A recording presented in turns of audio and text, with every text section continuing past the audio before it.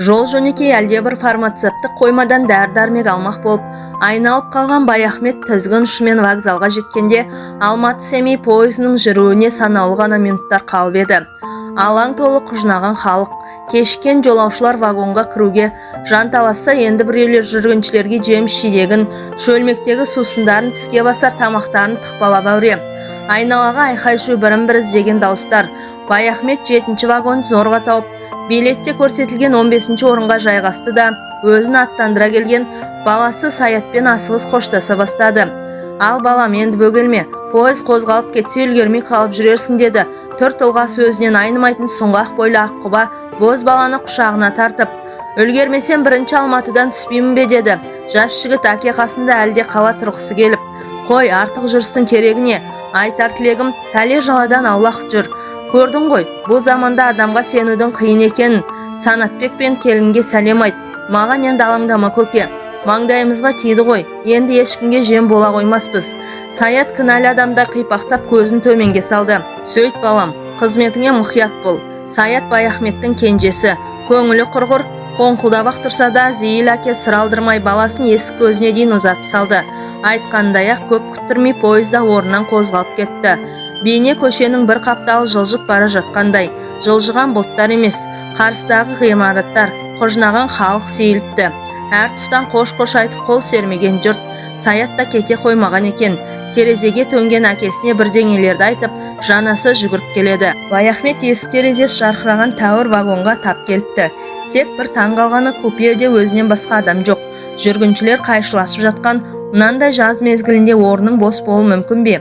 Кеше Санатбек бар беделін салып жүріп, бір билетті броньмен әрең алған. Әлде мұның серіктері бірінші Алматыда күтіп түрмекен. Жолаушылар пойызы екі вокзалдың арасына тым ағындап кетпей баяу жылжып келеді.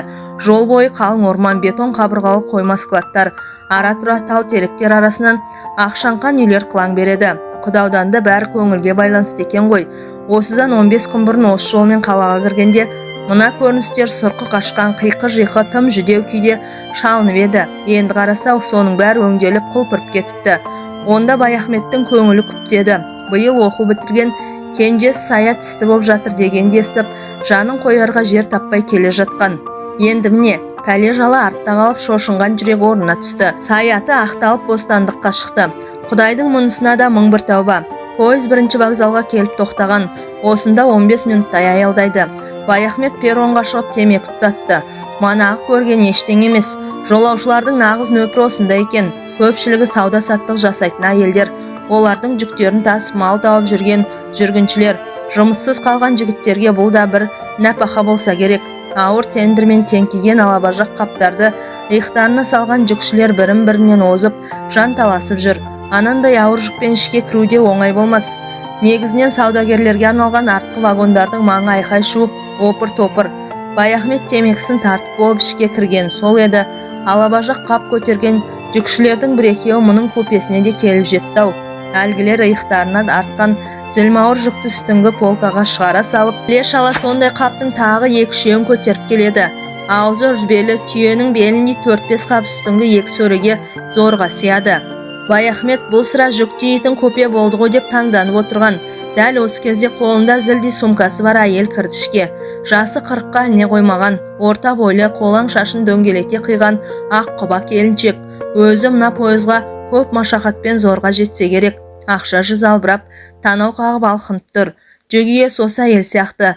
Самайларынан 6 айрық тер аққан жүкшілер бірдеме дәметкендей, соның бетіне жалтақтай қарай берді. Олардың не күтіп тұрғанын әйел де түсінді. Білем, топ-толық омырауының қобыланып біткен тұсына 2 саусағын жүгіртті де, жігіттерге 100 теңгеден ақша ұстатты. Мынауыңыз аз ғой апатай, деді. Жүкшілердің бір өкпелеген балаша бұртиып. Өздері бұрыннан таныс па қалай?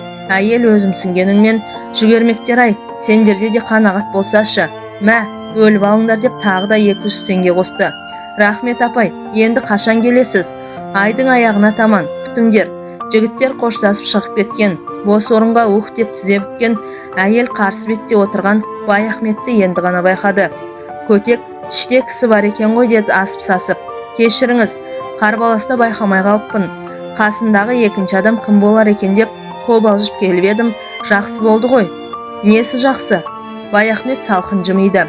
Сізге серік болғанымды айтам да, бұлай сенімді кісі көрінесіз. Сенімді екенімді қайдан білдіңіз? Қойыңыз шаға, кісіні қорқытпай. Оқыған, инабатты адам екеніңіз түріңізден көрініп тұр ғой. Келіншек соны айтып сықылықтап күлді. Күлгенде қарақат көздерінен ұшқын шашырап, тіпті сүйкімді болып кетеді екен. Көп күлетінде содан болса керек. Танысып қоялық, менің атым Биғаным деп қолын ұсынды. Алақаны ұлпадай, саусақтары нәзік екен. Менің ныспым Баяхмет. Қайда бара жатсырсыз аға? Семейге. Онда үй жолдас екенбіз. Мен сізден 2 сағат бері шардан түсемін. Қаланың өзінде тұрасыз ба? Қаланың қасы, жаңа Семей ауданында, деді Баяхмет. Осынша жүкті қалай алып келесің, қарындасым-ау? Қайтеміз, күн көрсін қамы. Саудадан басқа кәсіп қалды ма қазір? Өстіп базардан базарға шапқылап жүргеніміз. Ініміздің жаны тыныш екен. Сізді жүгіртіп қойып қалай жатқаны? Бір сәт әйелдің жүзі нарау тартып, бір мұңды көлеңкеге жүгіріп өтті. Сол ініңіз болмай тұр ғой аға. Ол тірі болса мұндай күйге түсермедім. Күйеуімді осыдан 3 жыл бұрын біреулер пышақ салып өлтіріп кетті. Кешір айналайын. Баяхмет ыңғайсызданып қалды. Білмеген уыш еді. Сіз сияқты сұлу келіншек сыңар болмас деген ой ғой менікі. Бұл кезде пойыз орнынан қозғалып та кеткен. Бір мезетте билеттер тексеруге жол серік жігіт кірді. Бәрі заңды. Биғаным басқа көпшілік қолды вагоннан орын таппаған соң купелі вагоннан 3 орынды бірақ сатып алыпты. Қазір уақыт дегенің ақша. Мұнда босқа қамалғанша бір күнде болса ертерек жетіп алған жақсы. Көршісі өз жайын осылай түсіндірді де, бауырым, бүгін мен әбден шаршап өлейін деп келдім. Бізге тезірек төсеніш әкеліп берші, деді жол серік жігітке. Көрші әйел алаңсыз киім ауыстырып, жайғасып алсын деген оймен Баяхмет тамбурға шығып кеткен. Сол жақта асықпай темекі тартып, біраздан соң қайтып оралса, Биғаным төсегін салып жатып қалыпты. Үстіне ақ жайма жамылып, бетін ірге жаққа бұрып, бір қырынан жатыр. Жамылғының сыртынан үзілген белі томпиған толық бөксесі ап-анық білінеді. Ең ғажабы, мұның да төсегін жайнап реттеп қойыпты. Ыңғайсыз болды ау, деді Баяхмет. Төсеніштің тиынын төлемеген есіне түсіп, адамның іші бауырына еніп тұратын неткен жан өзі. Ақылына көркі сай осындай бір қылап әйелдер болады ау. Сағатына қарап еді 4-ке жақындап қалған екен. Түске дейін дәрі-дәрмек іздеймін деп біраз сандалған Баяхметтің де қара саны үзіліп тұр. Тақырын білдірмей шешінді де бұл да төсегіне жатты. Бір кезде 10 неше вагон тіркелден ауыр состав қаладан шығып, Қапшағайға қарай өндіре зулап келе жатқан. Жылдамдық пен кеңістік өзара егеске түскендей, уақыттың мәңгі бітпес шырына басынды. Дөңгелек үні кейде бәсеңсіп, қомығып шалынса енді бірде ауа қабатын дар-дар айырып, өршелене бүдеп кетеді. Тарсыл-гүршіл апыл-құпыл. Кейде бұл дыбыстар Баяхметтің құлағына апыл-тапыл дүние қапыл тәрізден бестіледі. Осылайша пойыздың бір келкірғағымен тербеліп жатыр, ұйықтап кетіпті. Арада қанша уақыт өткені белгісіз. Бір мезгілде көзін ашып алса, айналасы самаладай жап-жарық. Көкжиекте еңкейген күн сәулесі терезеден тура түсіп, купенің іші шұғылаға малынып тұр. Сағат 6:30. 2 сағаттан астам ұйықтағанмын ғой сонда. Тұла бойы сергіп тыңайып қалыпты. Басын көтеріп қасындағы көршісіне қараған Биғаным әлде тәтті ұйқының құшағында. Үстіне жамылған ақ жайма аяқ жағына сырғып түсіпті. Жібек шілтерлі көгілдір шкөлектің етегі мықынға таман түріліп қалған. Арғы оң жақ тізесін бүккен қалпында аппақ аяқтары жарқырап шалқасынан керіліп жатыр. Балтырлары балғын, әрі түп түзу екен. Дәл қасында бөтен еркектің сұғын қадап отырғанын қайдан білсін. Тостағандай топ-толық омырау көтеріліп басылып, Биғам тыныстайды. Баяхметтің танауына бір жағымды иіс соғып өтті. Естен шығып бара жатқан таныс иіс, жас әйелдің иісі. Сол-ақ екен, денесі бір ысып бір суып, жүрегі де атқақтап қатты соғып кетті. Тұла бойынан бір қабындаған қайратты сезінді. Мына ұрлығы сақалды басына жараспаса да, жанарын тайдырған жоқ. Бір талайдан бері жас әйелдің сұлу тәніне көз суарғаны осы еді. Өзіне сәл ғана кіші бәйбішесінің сыны да, сыры да кетіп болған. Оны ажуал тұтпай, бертінге дейін ер азығын жолдан тауып жүруші еді. Кейінгі кезде ол да қожырап кетті. Мақтанған емес. Баяхмет жас кезінде әйел көзінің құрты, дерлік әдемі жігіт болатын. Оның үстіне өзі білдей бір емхананың бас дәрігері. Ал емдеу мекемелерінде ұрғашы жұрты жырылып айырылады. Әйелдермен амал артылған ба? Орайын оңаша сәтті өздері табушы еді. Ал дені сау, күш қуаты мығым Баяхмет өздері ыңғай білдірген қыз келіншектің көңілін жыққан емес, әйелдің меселісін қайтару жігіттікке жатпайды деп есептейтін. Бірақ одан бері біраз жылдар өтті. Таздан тарақ қалғалы қашан. Енді міне 60-тан асып пайғамбар жасына таянғанда баяғы жынының қайта қозған несі? Осы сапар бұған бір сын болмаса не қылсын, өзі әбден шаршаған екен деді. Әлде сұяқ серппей ұйықтап жатқан әйелді көзімен тағы бір шолып. Қайтсын байқұс, базарда табанынан таусылып, мына қаптарды тауаруға толтыру оңай дейсің бе? Бүгін бір алаңсыз ұйықтасыншы. Сол оймен орамал сабынын тіс жуғышын алып, тықырын білдірмей дәлізге шығып кеткен. Бұл асықпай жуынып шайынып қайта оралғанда Биғаным әлі тұрмапты. Есіктің сарт етіп жабылған дыбысынан оянды. Басында қайда жатқанын түсіне алмай, төңірегіне таңырқай қарады да кенет өзінің ашық-шашық қалғанын аңғарып, аяқ жағындағы ақ жаймаға жармасты. Кешіріңіз аға, күн қапырық болған соң жеңіл-желпі жата кетіп едім деді, өңі өрттей алаулап. Оқасы жоқ, мен дәрігермін ғой. Дәрігерге ештеңе таңсық емес. Баяхмет теріс айналып мән бермеген сынай танытты. Сілем қатып шаршағандікі ғой.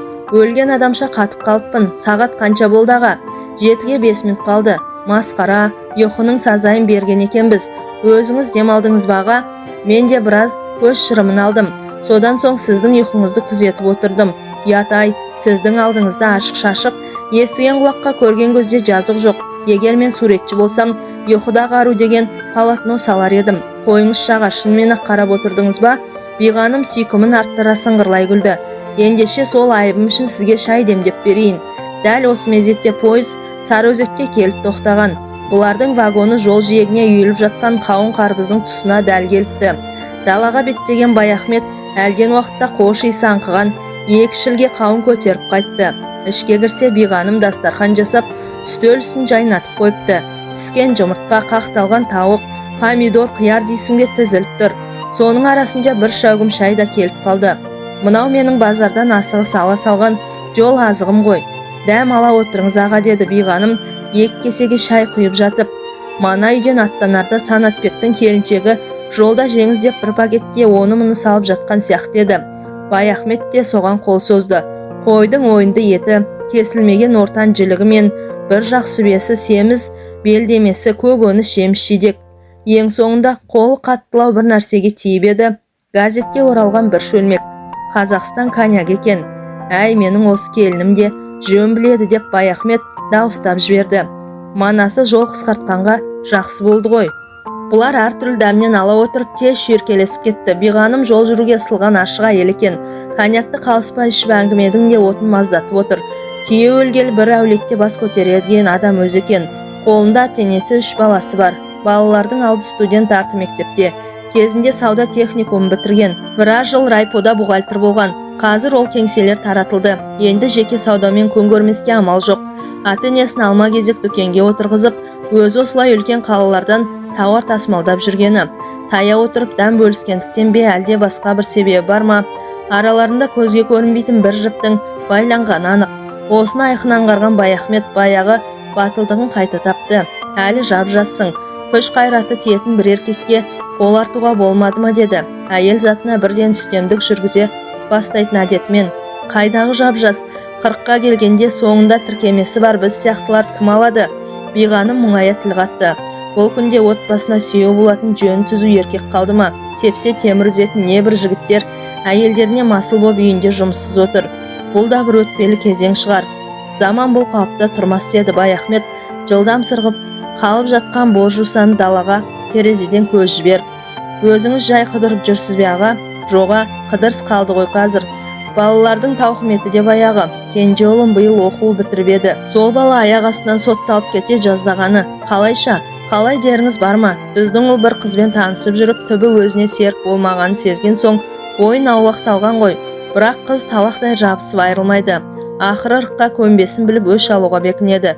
Туған күнін сылтауратып, пәтеріне қонаққа шақырады да, мені зорлады деп полицияға хабарлайды. Ой, сұмдығай, сонда араларында бірдеңе болып бекен деді Биғаным әйелге тән әуестікпен. Болған, бірақ ерікті түрде. Бұрында талай кездесіп жүрген ғой. Ал құқық қорғаушылар келгенде қыз өз көйлегін өзі жыртып, жәбірленген әйелдің кейпіне түскен. Содан не болды? Балаңыз ақталды ма әйтеуір? Ақталды. Үлкен ұл әкімшілікте қызмет істеуші еді. Сол бір тәуір адвокат тауып ісін сотқа жеткізбей босатып алды. Апыр-ай, жақсы болған екен. Ендеше сіздің осы жеңісті сапарыңыз үшін алып қоймаймыз ба? Бұлар шайға қанып ара-тұра коньяктан да ұрттап қойып, әрінен сөз етіп отыр. Бірақ қандай әңгіме айтса да айналып келіп, ер әйел тақырыбына соға береді. мына бір оңашалықта соны тілейтіндей. Бұрын кім білген, біздің заңдарымыздан адам түсінбейтін жайлар көп екен, деді Баяхмет 2 стаканға тағы да коньяк құйып жатып. Осы сапарда қылмыс кодексімен аздап танысқаным бар. Бір статьяда былай деп жазыпты: егер күйеу әйелінен еркінен санашпай күшпен егерген анықталса 6 айдан 2 жылға дейін бас бостандығынан айырылады деп. Сұмдық емес пе? Солай деп жазып па? Биғаным сықылықтай күлді. Әйел аздап бұлданбаса, еркек сәл-пәл зорламаса бола ма? Жаңағы статья бойынша еркек атаулы түгел сотталып кетпей ме? Бәрін заңға апарып тіреміз де. Кейде адамдар қатынасын өстіп қолдан ушықтыруымыз бар, деді. Баяхмет сәл ойланып қалып. Өркениеттің соры осы ғой. Бұлай қарасан дүние кең сияқты, бірақ айналаң толған тор, заң торлары. Сен сол шектеулі торлардың ішінде ғана өмір сүресің. Бұлар бір мезгіл сөзден тыйылып, жалындап батып бара жатқан күнге қарап сәл отырды.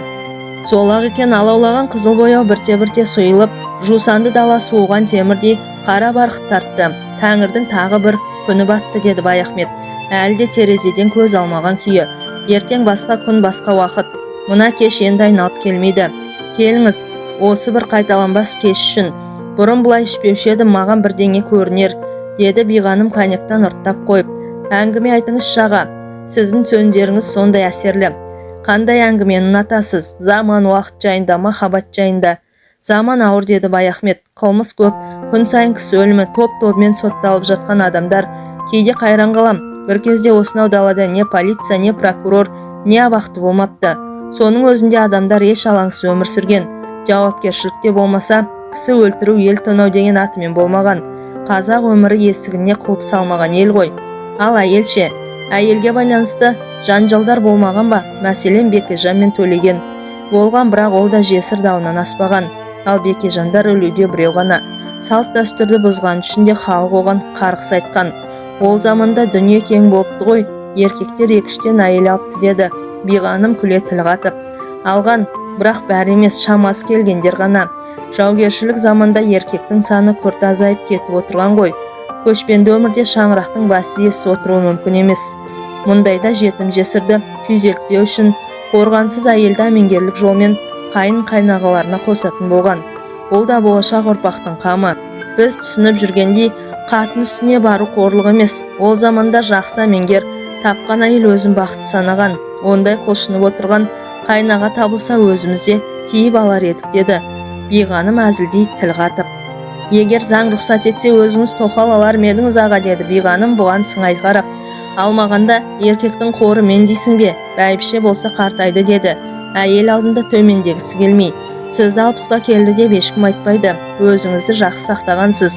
Дәрігерсіз ғой, ем-дом қолдандыңыз ба? Ем-домсыз-ақ Құдай берген қуатым жетеді, деді Баяхмет қарқылдай күліп. Баяғы аталарымыз мықты болған ғой, шаршаған жоқсыз ба? Егер ұйықтайтын ойыңыз болмаса, сізге бір әңгіме айтып берейін. Айта беріңіз, ұйқының есесін күндіз қайтардық емес пе, деді Биғаным ықылас танытып. Бүгінгі адамдарда сын жоқ. Табиғат бүлінді, ауа бұлғанды, полигонның зардабы болса мынау. Кейде жап-жас жігіттердің төсектен қалып қойған көргенде жағаң тұстайсың. Менің алтын ине аталатын шағын емханам бар. Кейде жаңағыдай жігіттер келіп көмек сұрайды. Әрине ине саласың, тағы басқа ем-дом жасайсың. Кейбіреулерді соңынан келіп рахмет айтып жатады. Айтайын деген мол емес. Әлгіндей зәурет адамдарды көргенде менің есіме өзіме шет жағасын көрген бір оқиға түседі, деді Баяхмет бір ұзақ әңгіменің желісіне түсіп. Сізге әлі айтпадым-ау деймін. Мен балалық жастық шағымды шығыстағы Шыңжаң өлкесінің Тарбағатай аймағында өткіздім. Қазақ жер кең байтақ, сол даланы жайлаған көшпенділердің пейілі одан да кең.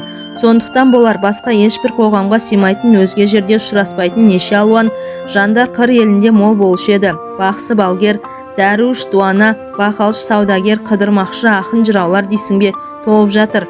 Қазекең ешкімге сен кімсің демейді. Әлгіндей кезбелер ішінде емін-еркін жүре береді. Біздің бала кезіміз 40-шы жылдардың басында Қоңырақын деген біреудің даңқы жер жарды. Қоңырақын келе жатыр десе, жылаған бала уанады. Өзіңіз сияқты жас әйелдер жанын қоярға жер таппай қалтырап кетеді. Үлкендер жағы мал құлағы саңырау, сол пәленің атын айтпаңдаршы деп ұрсып тастайды. Соншама құбыжық көрінген Қоңырақын кім дейсіз ғой? Ұры қар емес, керуен тонап кісі өлтіргенде жер жоқ. Ел аралаған көп кезбенің бірі. Өзі 30-шы жылдары осы жақтан ауып барыпты. Сүйегі бәйжігіт ішінде жұмық десетін. Бала кезінде бірер мәрте көргенім бар. Жасы 30-ның ішінде енділінген ұзын бойлы ер тұлғалы қара сұр жігіт еді. Жүрген жерін думанға толтыратын әнші домбырашылығы тағы бар. Шын аты Қоңырбай екен. Жұрт әлгіндей өнеріне қарап қоңырақын атап кеткен. Сол қоңырақын бір ғана міні әйел затына ұстамсыз болды. Өңі тәуір ұрғашы көрсе болғаны, көзі тұнып еркінен айырылып қалады. Оған дәл қаға беріш жер болса жетіп жатыр, бірден шабуылға өтеді. Не ғажап, оған әйелдер де көп қарсыласпайды екен. Әлде гипнозы бар ма, кім білсін. Көзіне көз түссе болғаны, өздері-ақ бейімделіп жантая беретін көрінеді. Ол жүрген аулада бұлақтан су ала барған, тезек тере шыққан жас әйелдер беттеріне қан жүгіріп, бусанып қайтатын әдет тауыпты. Қоңырақынды кезіктірген Тәңірге дән риза. Тек бір жаманы өз күйеулерін біразға дейін менсінбей қалатын болса керек.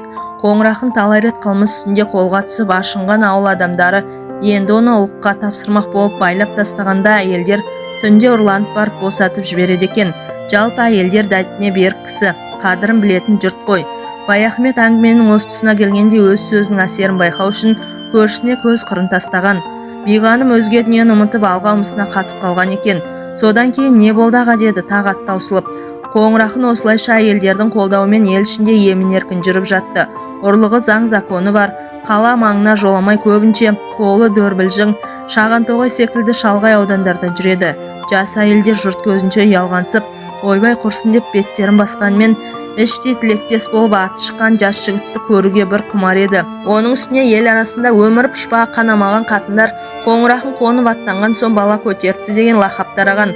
Осыны естіген кейбір балаға зар, бедеу әйелдер әдіре қалғыр, ондай құт құйғыш неме болса ол жүгермек біздің жаққа неге бір соғып кетпейді деп отырғанын құлағымыз шалғаны бар. Енді бір асып-тасқан кекіре әйелдерді жақсыны көрмекке деген әуестік билейді. Керей ішінде бір төренің ерке тоқалы сол немені әркімдер-ақ көкке көтере мақтайды. Өзінің әуселін көрсін ақ депті бір отырыста. Ол да шау тартқан шалына көңіл толмай, желілігі басылмай жүрген әйелдің сырттаны болса керек. Бұл әңгіме Қоңырақынның да құлағына жетіп бір күні бай жол жүріп кеткенде әлгі ауылға әдейі келіп қоныпты. Екі мықты оңаша үйде арман сайқасады ғой баяғы. Ертеңіне төсектен тұра алмай қалған тоқал сырлас абысындарына бұрын байға тидік деп босқа мәз болып жүріппіз ғой. Несін айтасың? Еркектің не екенін бүгін көрдім. Мың болғыр, қамау терімді бір алып құрыс-тырысымды жазып кетті. Көптен ұйқымның қанғаны осы шығар деген екен. Осындай сөздерден кейін азаматтың абыройы аспандамай тұра ма? Баяхмет әңгімесін қайта жалғады. Бір ғажап әйелдер ғана емес, еркектер де Қоңырақынға тым жауығып кетпейтін. Қызғаныш іштарлықтан гөрі қызығу бағалау басым еді. Мәселен біздің Қазекең қорадағы қойын қырып кетсе де қасқырды еш уақытта жамандамайды ғой. Қайта дала серісіне сырттай сүйсініп мойындап отырады. Мынау да соған ұқсас бірдеңе. Әлде бөрік кигеннің намысы бірдеме? Жігіттер Қоңырақын туралы сөйлегенде сөз әлпеттерінен әлде бір мақтаныш, мадақ сарын сезіп тұратын. Өйткені бөрік кигендер сонау адам атадан бері ақ жаулықтылардан жеңіліп келе жатыр ғой. Енді міне араларынан бір қайтпас қайсар шығып кеткен еселерін қайырғанына сүйсінетін тәрізді. Оның үстіне біздің қазақ қызғанышқа тым бой алдырмаған халық қой. Махаббатқа ойнап күлуге жол ашық. Бұл жағынан француздарға өте жақынбыз. Әуезовтің Абай жол романын оқыған боларсыз. Романда Құнанбайдың жас тоқал Нұрғаным күйеуінің көзіне көріне шөп салады. Соны біле тұрып бір ұлысты уысына ұстаған Құнанбай Жонжар тоқалына көлденең тұра алмайды.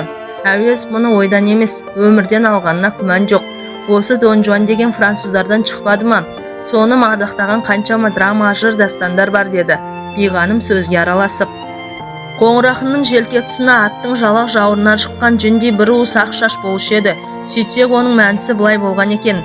Бірде Қоңырақын тояттауға жан таппай зарғып келе жатып бір сайда саяқ отырған жалғыз үйге түседі. Үйде енесі мен келіні ғана болса керек. Кемпір сырттағы жер ошақ басында құрт қайнатып отырады. Төрде отырған қонақ келіншек ұсынған қымызды бірақ сіміреді де, босағаны тысталап берем дегенде білегінен шап береді ғой баяғы. Әрине көп қарсылық болмайды. Бір мезгілде ошақ басындағы кемпір әлде бір оқшау дыбыстардан секем алып ішке кірсе, жаңағы қонақ келіншекті жәукемдеп жатыр дейді. Келіннің кегі оңай ма? Бірден ажыратуға ұмтылған, жалма-жан керегеде ілулі тұрған қылшылбырды жігіттің мойнына салып жіберіп шірене тартқан екен. Қонақ онысын шыбын шаққан құрлы көрмей, жұмысын жалғастыра беріпті. Ал келіні қарсыласып бұлқынудың орнына, апатай-ау, боларыс болды ғой, сәл шыдай тұрыңызшы деп жалынатын көрінеді. Соны көрген енесі, әй мына неменің көні кеуіп қалған ба деп далаға жүгіре шығып, бір ожа ыстық құртты жігіттің желкесіне құйып жіберіп, ең ғажабы қоңырақсын сонда да құшағын жазбаған, бірақ желке шашы қолма-қол жидіп түссе керек. Естерліктен қалған бір белгі осы шығар дейді екен мәнісін сұрағандарға. Қоңырақының мұндай жоғы қалай түскені жайында түрлі болжамдар айтылған деді Баяхмет, алдындағы шайды ұрттап қойып. Біреулер оның есі ауысқан, әумесе жынды де сенді, біреулер ауысқан ештеңесі жоқ, дені сапса, ол тегінде бір байдың мырзасы екен. Арғы беттен ауып келген соң, әйелі бұдан айнып басқа біреумен қашып кетті. Содан ұрғашы жұртында өші бар. Кемінде 1000 әйелдің етегін ашпасам ит болайын деп серт ұстапты десетін. Ол меженің қашан толарын кім білсін. Білетіндердің айтуынша, есеп 200-ден енді ғана асса керек. Анандай күйеу тастап кетіп жүрген ол хатында да оңбайды екен деді Биғаным қарадай алқынып. Ақыры не болды аға? 40-шы жылдардың ортасында сол қоңырақын үшті күйлі ғайып болды деді Баяхмет. Тағы да әртүрлі қауесет тараған. Астырттағы займенкілердің бірінде бір ұйғырдың жас әйеліне шапқан екен, күйеу үстінен түсіп, балтамен шауып өлтіріпті десті біреулер. Бұған жұрт онша илана қоймады. Бұл екінші дүниежүзілік соғыс жүріп жатқан кез болатын. Осының алдында қоңырақын арғы бетте еркек кіндік түгел соғысқа кетіп, ауылда тек қатын қалашқана қалыпты. Елге қайтпасам болмас деп жүреді екен. Соған қарағанда туған жеріне қайтып келуі де ғажап емес. Бұл жақта ондай адам симайды ғой, сорлы жігіт ит жеккенге айдалып кетті ме екен, кім білсін. Бұл кезде қас қарайып сағат 11-ге жақындап қалған. Баяхмет мана келген қауынның бірін тіліп, бұлар енді соны жеп отырған. Сіз дәрігерсіз ғой, қоңырақының бойындағы жойқын қуатты қалай түсіндірерсіз деді Биғаным, әлі де жаңа әсерінің әсерінен айыға алмай. Баяхмет бұған сәл ойланып барып жауап берді. Жалпы ол уақыт табиғаттың әлі бүлінбей таза тұрған кезі ғой. Адамдар қазіргідей әлдеқайда қуатты еді. Ал қоңырақынға келсек, адам организмде кейде осындай патологиялық ауытқулар болады. Бұл да соның бір нышаны шығар сірә. Биғаным үстел үстін ретке келтіріп, тамақ қалдықтарын жинастырып жатқанда Баяхмет дәлізге шығып кеткен. Сол маңда тоқ басып темек тартып ұзақ аялдады. Шығыстан топ-толық ай көтеріліп келеді екен. Тамыздың 15 жаңасы болар. Көптен бері мұндай толғайды көріп тұрған осы. Жарықтық ай, бүгін толған айдың түні екен-ау деді. Іштей тебіреніп, аяқ астынан бойға желіп бітуі осы айдың әсер емес пе екен? Тұла бойына ай сәулесі себезденіп сіңіп жатқандай бір рахат күйге бөленіп, ол терезенің алдында ұзақ тұрды. Баяхмет көпеге қайтып оралғанда Биғаным төсегін салып жатып қалыпты. Күндізді көргенде ақ жайманың астында керіліп жатыр, бірақ ұйықтамаған ақ. Бұл да өз орнына келіп қисайды. Шам сөнген, алайда толған айдың кешінде дала жап-жарық, терезеден алагеуім сәуле түсіп тұр. Ұйқы келер емес. Бойында алабұртқан бір қызу бар. Дәл қасында ақ сазандай келіншек қайтпек керек. Әдеп сақтап осылай мәдениетті түрде жата беру керек пе? Биғаным не ойлап жатыр екен? Бұдан бір белгі күте ме, әлде үмітсіз бе? Қалай болғанда да сыр тартып көру керек. Биғаным, ұйықтап қалдыңыз ба деді. Бұл әлден уақытта шыдай алмай. Көршісі ояу екен. Ұйқы қашты ғой. Менің есімнен жаңағы қоңырақын шығар емес деді әйел күле тіл қатып. Қайдағы әңгімені айтып кісінің ұйқысын бұздыңыз ғой аға. Мен де ұйықтар алар емеспін. Неге? Ай толған түндерде осылай елегізетін әдетім бар. Оның үстіне қарсы жерде айдай толықсып сен жатырсың. Қызды ауылдың итін үргізуге құмар көшпенді елдің баласы едім. Бірге белгі бермесем еркек басыма мін болады деп 2-дай күн кешудемін. Ой аға, қандай қызықсыз өзіңіз деді Биғаным сылқ-сылқ күліп. Арамыз бірақ қадам жер. Үйтіп басыңызды қатырғанша бері қарай аттай салмайсыз ба?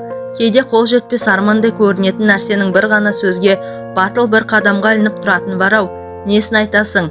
Бұл бір естен кетпес кеш болды. Баяхмет ұятқа қалмай толған айдың түнін жақсы өткізді. Ертеңіне түске таман пойыз шар бекетіне келіп тоқтады. Биғаным жүктерін әкеліп қойған екеуі жабылып жерге түсірді. Қарсы алған ешкім байқалмайды. Адамдар бір күннің ішінде бір-біріне бұлай бауыр басып қалады деп кім ойлаған? Баяхмет кеше осы уақытта дүниеде Биғаным деген әйел барын білуші еді. Енді міне, қиып кете алмай іші құрғыр қоңқылдап тұр. Келіншек жорта көңілден күлген болады. Бірақ оның да жанарында нілденген жас бар. Бәлкім тағдыр жазса тағы да кездесетін шығармыз деді. Биғаным бірінші тіл қатып. Тұрағымыз осы. Маңдайында Биғаным деген жазу бар, дүкенді осы елдің бәрі біледі. Міндетті түрде кездесуіміз керек деді Баяхмет, жан дүниесінің әлден ақ құлази бастағанын аңғарып.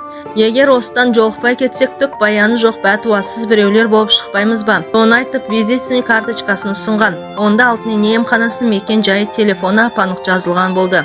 Жақсы болды ғой, анда-санда барып ине салдырып тұратын деді Биғаным, бұрынғы көңілді қалпын қайта тауып. Семей деген біз үшін қауындықтың жолындай. Мұндайда уақыттың тым тез өтетін әдеті ғой. Алдан жасыл шам жанып пойыз жүруге ыңғайланды. Қалайда келетін бол, күтемін деді Баяхмет, тепшіктен аяғын сала беріп. Пойыз орнынан қозғалып кетті. Үйілген жүктің қасында биғаным әлі қол бұлғап тұр. Баяхметке ол жылап тұрған сияқтанды. Не істейсің? Әманда кездесу мен қоштасудан тұратын өмір деген осы ғой. Әңгіменің соңы.